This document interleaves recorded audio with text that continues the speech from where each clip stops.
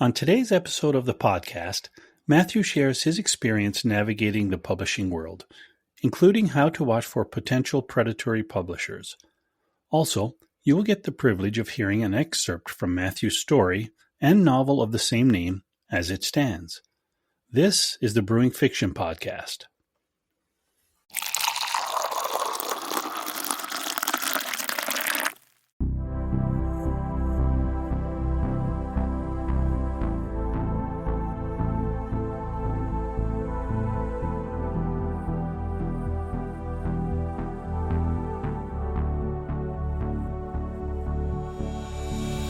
Do you have a particular author, let's say, influence your writing style? So a lot of people have told me that sometimes I use very flowery language and things, but I think that's because I'm kind of more of a fan of like old-timey writers. Like I love Lovecraft, I love Edgar Allan Poe. I'm also a big Charles Dickens fan, which completely unrelated to horror, and then I'm also a really big Gabriel Garcia Marquez fan. He's the guy who wrote 100 Years of Solitude, which is what I would consider to be my favorite book of all time. Wow. But a lot of them write in like this very strong imagery. They're not afraid to use like larger or bigger words that sometimes you got to stop and look something up.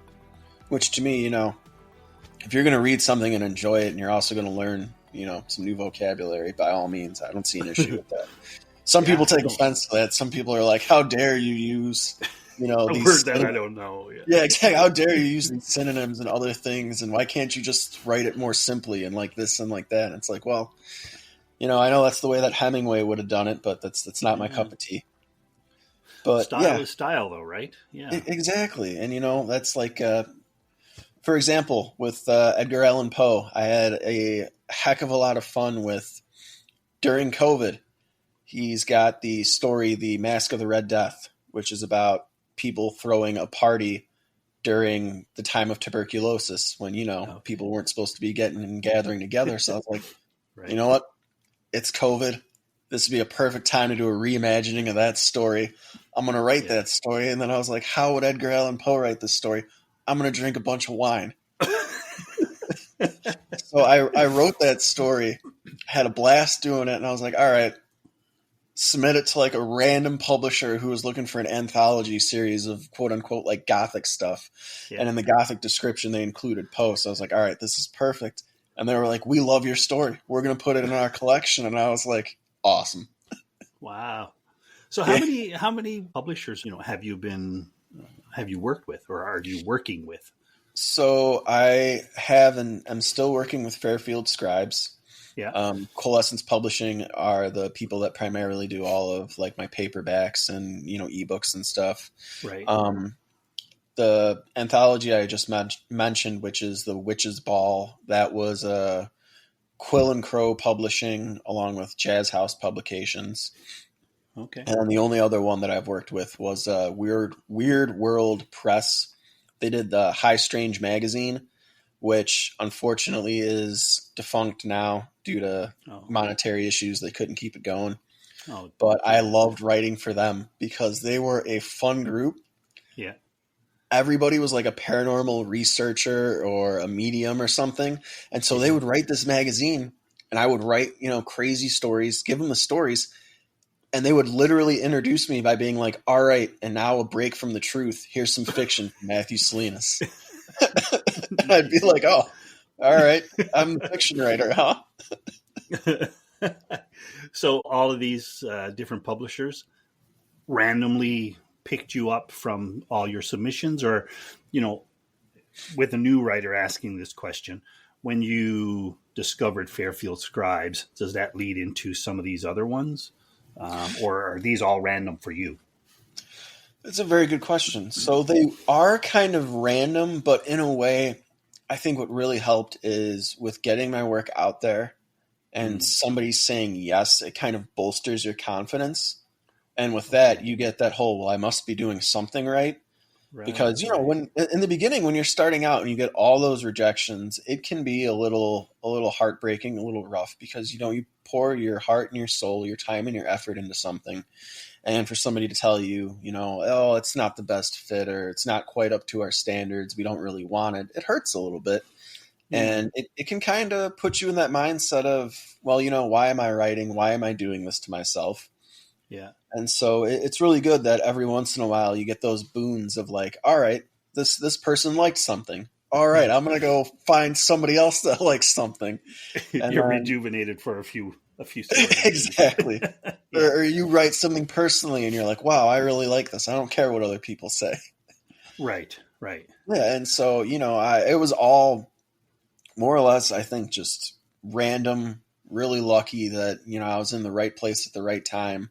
I think the only people that actually reached out to me were the High Strange magazine editor, Renee Decker. She had read some of my stuff and she just reached out to me and was like, hey, I like your writing style. I like the way you kind of do things. Would you be interested in writing for a magazine? We can't really pay you for it, but I was like, all right, it's another publication under my belt. Get it out. That's another thing too is, a lot of people equate success with monetary value. And I feel like in a creative sense, it's not really the healthiest mindset or the most important thing. Like at no point have I sat down and been like, all right, I'm going to write this, I'm going to get it published, and I'm just going to watch money roll in. Right. Like that's not the mindset I go into with this. It's more of like, all right, I've written something. It's very important to me.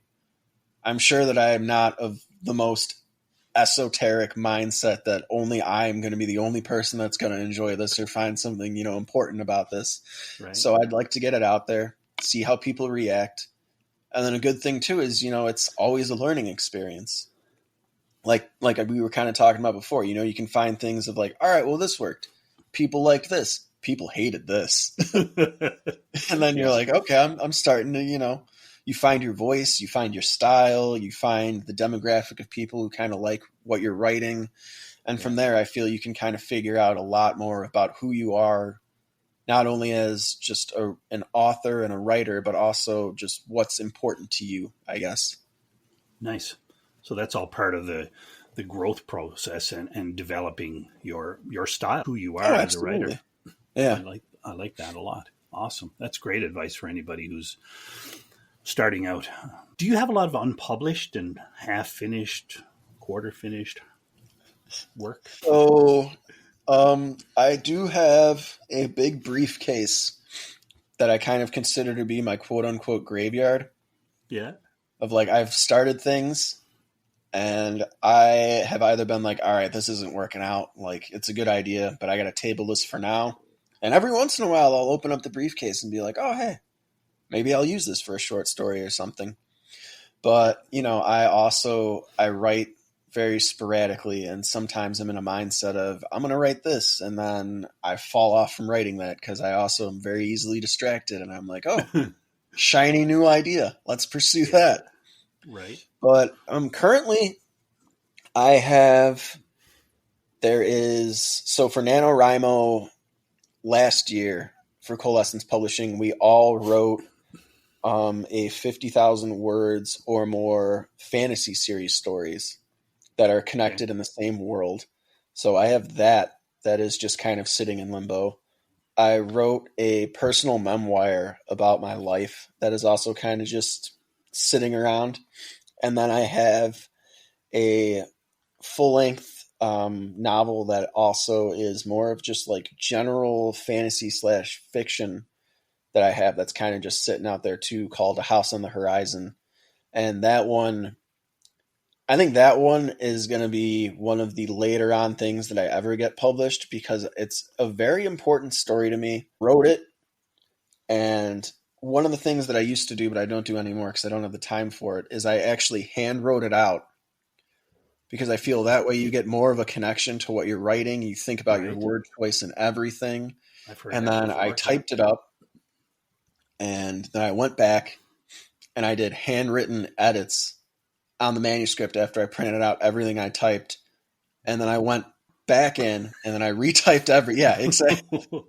Like because a couple of times too, I felt really good about it, and I may or may have not told people that it was my magnum opus. maybe prematurely. So now I'm like, oh crap, this really has to be good. So you got a few more edits to go, it sounds like. Exactly. But that one was really cool. It was essentially, I wrote this story about what would it be like if there was this family on the outside of society, not only in their personal relationship with the people they live in the town with, but also literally they live on the edge of town. But they're this strange group. Nobody knows about them. They're kind of like an urban legend in a sense. None of them age. They all just live in this house that's more or less kind of like a magical house, keeps them young forever. Yeah. But in addition to that, they all have these weird gifts. And none of them necessarily know why they have these weird gifts until it slowly starts to come to light that, like, okay, this actually isn't like, gifts per se in the usual good sense. Like, you may also consider them to be curses based off of how everything developed the way that it is. And then you find out that they're not the only members of this family. There's other members of the family that are like elsewhere that have other things going on. And then there's just this poor, completely innocent, inconspicuous child just living in the town who one day is like, well, I'm going to go kind of check it out because, there's this girl, I want to impress her and I want to be brave. So I'm going to go over to this weird house and check it out. And it's like, sure enough, now he's unrevocably intertwined with all of this crazy, magical stuff going on. And it's like, oh man, what have I gotten myself into? But I'm very excited for that one to see the light of day. I think that'll be super cool. It sounds super cool. Thank you. Yeah, you bet. So in your 3 years, have you ever stumbled into writer's block, if that exists? Some say it doesn't exist, but have you ever had an issue where nothing was coming to you? Sometimes I have issues where I'll write and then I'll look at what I've written and I'll be like, nope. That's just not going to work. That's in that case. Yeah, exactly. I'm like, well, I've wasted time on that. Yeah. But my number one thing to combat writer's block, because sometimes it is hard to progress a particular narrative or story or something, is that always have a contingency plan. So if you're writing one story, don't be afraid to have something else going on in the back.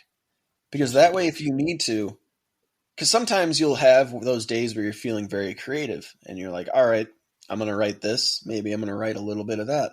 Other days it's more of a struggle and it's like, I can't quite do this one thing. Well, maybe I'll try this other one. And if that doesn't work, maybe I'll try this other thing. Because the way I look at it is, even if you're writing and it's not necessarily going anywhere, you're at least still going through the writing, you're honing your craft, you're working on developing your narrative, your characters, your voice, things like that. And at the end of the day, the more polished you are with your own craft, the more polished your work is going to seem. Okay. So, even if you are just writing for the sake of writing, I feel like there's still merit in that. And so I feel like that's kind of my mindset when it comes to writer's block. Nice. Great advice. And do you find it exhausting or energizing when you're writing? Both. Some days I'm just fueled up and I'm like, I could keep writing forever, but I need to get to sleep or I'm going to be dead tomorrow.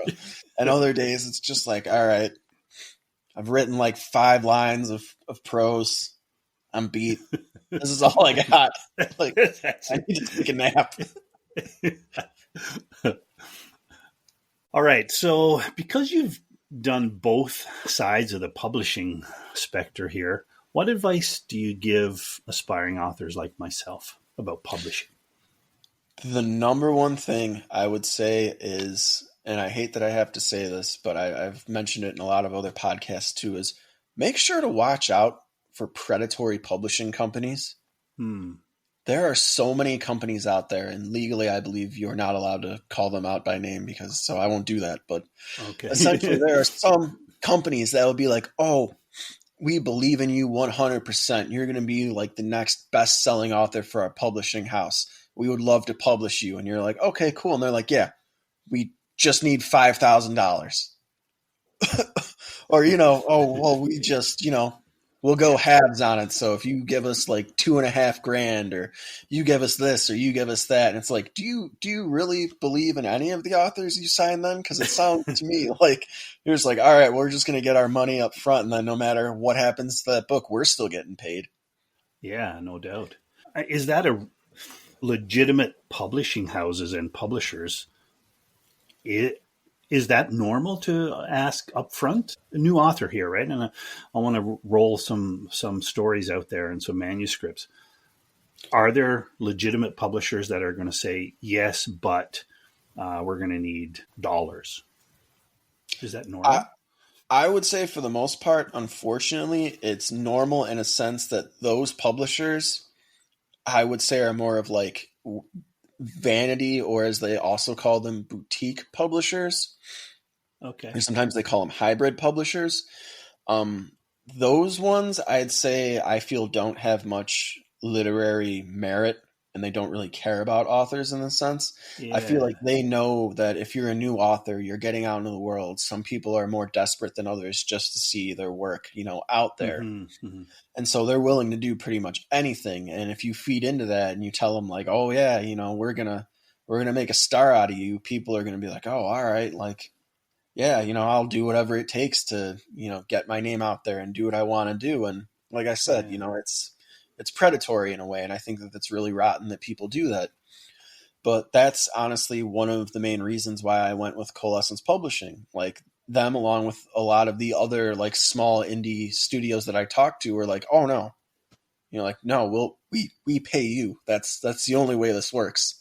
Nice. Like if you sign with us, yes, we're the ones who hold, like the copyrights and, the intellectual property for as long as you're signed with us, and you can't like go off and, sell the works that we have published under your own name and stuff like that.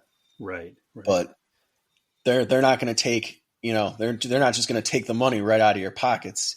Yes. As with any traditional publishing, you're going to split your royalties with anybody. Yeah. But that's just the name of the game. Good to know.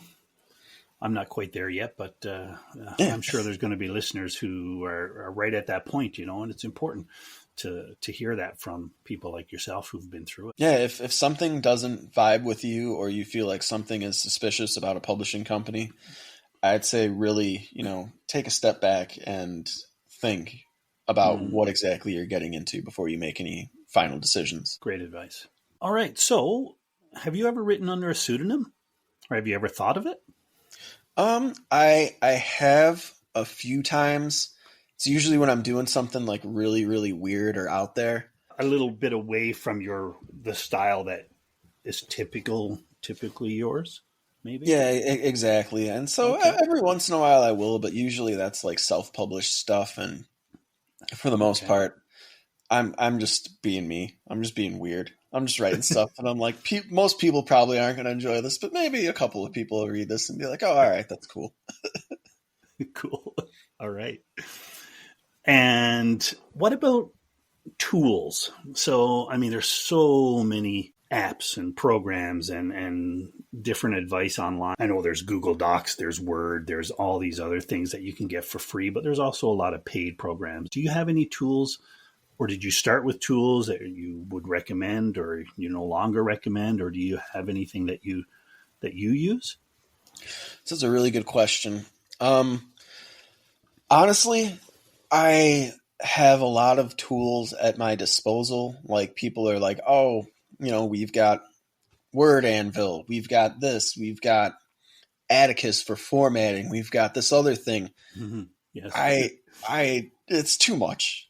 Like yeah. My wife will be the first one to tell you to. When it comes to apps, even downloading them on my phone, I'm like, is there another way?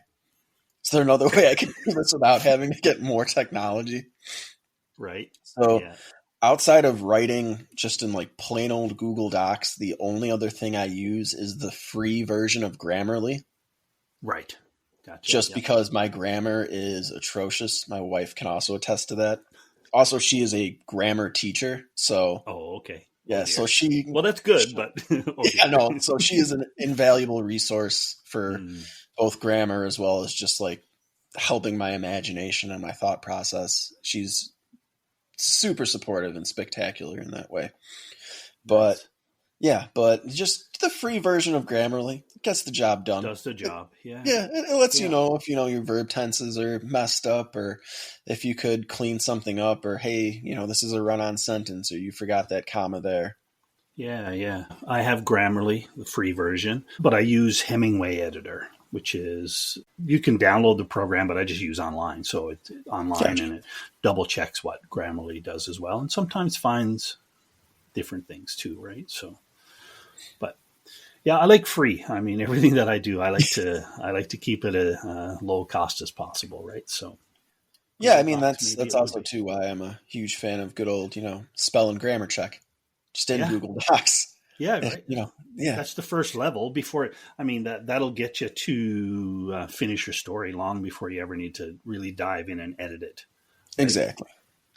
And you edit your own work, so your publisher does editing and stuff for you. Is that correct? Once you send it to them, Yeah, so once I get it as polished as I can between like Grammarly and having my wife help and with your wife, stuff, yeah. yeah, I'll send it on over to the publisher, and then there's a whole team of editors.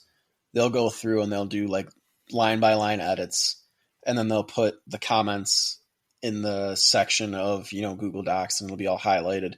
And then I'll usually sit down with one of the editors, and we'll go through everything. And I really like that too, because it can be a very good thought process of, even though they suggest edits, I'm not beholden to any of them. So sometimes I'll Okay. explain something that I'm better at articulating verbally, and they'll be like, all right, well, if that's what you're trying to do, like try doing this, because that'll work better Okay. than what you did. Yeah. And then sometimes too, I am also a stubborn person, and I'll just be like, we're not changing that. That's Yeah, like, I'm it. sorry, but that's important to me. Like, I hate to do this, but no. Like, nope, this is what we're doing. Yeah. Oh, good. Or other times they'll be like, this doesn't work, get rid of it. And sometimes I'll sit there and I'll be like, man, but I did all this writing and and then I'm like, all right, You're the fine, soul. whatever. Yeah. Yeah. Like, all right, you're right. Get rid of it. Yeah, exactly. Yeah. Cool. I'm just going to give you a minute or two. If you had something that you'd like to share, I would love to give you a few minutes to maybe read a little something. So, you know what? If you would like, I'll give you a couple minutes to read a piece. Yeah, yeah. So I've got the beginning of the story as it stands. That is from the collection that, it's titled after it, As It Stands. Yeah. And so I figured I'd start with the beginning of that short story. And, I feel like that's as good of any place to start. I love it. All right, so here we go. On Washington Street, an obelisk stands, watching the traffic. Its oblong shape, darker than pitch. It would be an eyesore to any realtor trying to sell property in the area. Yet its presence in the Sunliner subdivision wasn't tied to any specific date or event. It had simply appeared one day, and since then it had remained unchanged. The dark reflective surface seemed to observe the residents as they went about their daily routines. This obelisk, a symbol of immense power and destruction, stood where an old Victorian house once did. But the detail that disturbed me the most was its invisibility to others. Only I could see it. When I brought up its existence at a town hall meeting, the attendees laughed. Foolish old Frederick Williams, they mocked. Others whispered behind my back. A sad, paranoid man with delusions that keep him isolated. But their insults held no weight. I knew the obelisk was real, and I was convinced others saw it too. Those who labeled me delusional, who pointed fingers and snickered, they were simply trying to discredit me. By painting me as unhinged, they hoped to overshadow the bizarre events happening in town. I have to admit, their scheme was cruel, but effective. However, I was undeterred in my quest for the truth. 2 weeks ago, on a stormy evening, I watched the obelisk from my attic window. Neither wind nor rain affected it, but when lightning struck its peak, the scene transformed. 13 glowing orbs, each housing a grotesque eye of unsettling hues, appeared in concentric circles around the top. In that burst of light, our gazes met, and ever since, they've whispered to me during the darkest hours. Through the stillness of the night, they shared their names and unveiled their mission. We serve the ancient Yog-Sothoth, they murmured. Consider yourself blessed, for your town has been selected for our ritual. And in mere days, his majesty and his consort shall descend upon you along with the great mother. The order will offer their sacrifice, and in return we will grant their desires. As the orbs pulsed with unholy light, their message was clear. They needn't say any more. Doubt me if you wish. Label me mad or unstable, but I am certain of what I witnessed. Another flash of lightning and the orbs vanished, yet the obelisk's attention seemed sharper, its watchful presence pursuing me no matter where I was in town or even within my home. Since that night I've barely managed any hours of sleep. I dread closing my eyes. Vulnerability lurks in slumber. Once, when sleep overtook me, I woke to a chilling sight. Etched into the flesh of my left arm were the names of the orbs. As it stands. Yep, as it stands. And is that just the first chapter of what, a short story or a full novel? That is one of the short stories of the book. It's a collection of 13 of them. That is just the beginning of the intro before I get too much into the meat and potatoes of it. So yeah. I figured I'd leave it with a little bit of a cliffhanger to, make it more interesting. It was that, absolutely. Well, thank you. So where can our listeners find your work now? We'll end on that note. Yeah, well, you can find it at the Coalescence Publishing website, which is, you can just Google Coalescence Publishing and you'll find us. Also available on Amazon, and I've got a couple of things available on Barnes & Noble as well. Are those all independent? So your work with Coalescence, does it have to be purchased through them, or is it on Amazon and Barnes & Noble, or how does that whole thing work? They distribute it everywhere. So, okay. It's all done through them, but outside of our actual publishing website, the one downside is anywhere else you put it, they do tend to take a bit of the cut of the royalties. Fair, yeah. And Amazon's the worst when it comes to that. Good to know. Matthew, this has been a pleasure. I appreciate your time. Your style is something that definitely appeals to me, and I'm sure there are going to be listeners who are quite intrigued with the work you've done. Yeah, absolutely. I've had a wonderful time doing this. This was a great podcast. Thank you. I appreciate that. And with that, I'll bid you goodbye, and we'll chat again soon. Yeah, thank you for the opportunity, and have a great rest of your day. Thank you. You too. Join us next week on the Brewing Fiction Podcast for some bonus episodes with Newfoundland and Labrador author John W. Goodland. To coincide with John's release of his fourth novel, Estate Secrets, the podcast will feature our chat with John. Take a listen to get an idea of who he is as a writer and what you can expect to read in his books. Then, next Sunday, with our normal release, Heather returns to the show as we welcome science fiction and fantasy writer Hannah Greer. There's lots brewing here on the Brewing Fiction Podcast. Stop by the podcast homepage for links to today's guest and to see what else is brewing on the Brewing Fiction Podcast. You can find the links in the description. And don't forget to click the subscribe button to be notified whenever a new episode is released.